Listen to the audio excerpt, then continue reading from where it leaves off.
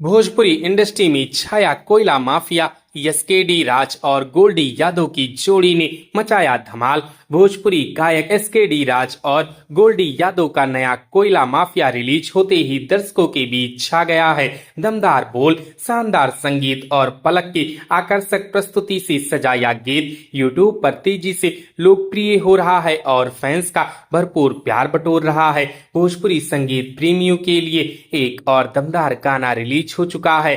SKD राज और गोल्डी यादव की आवाज में सजा नया भोजपुरी गीत रंगदारी इन दिनों दर्शकों के बीच खूब चर्चा बटोर रहा है।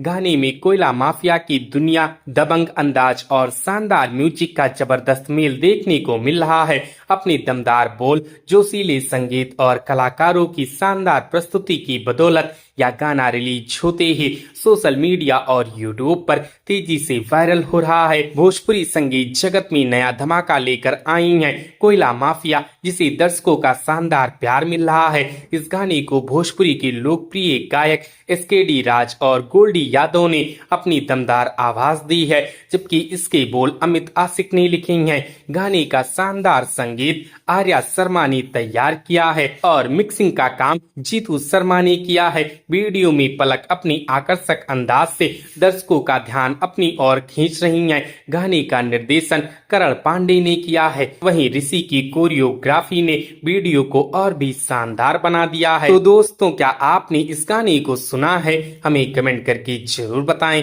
वीडियो अच्छी लगी हो तो वीडियो को लाइक करें, शेयर करें और इसी प्रकार की वीडियोस के लिए हमारे इस चैनल को सब्सक्राइब करें।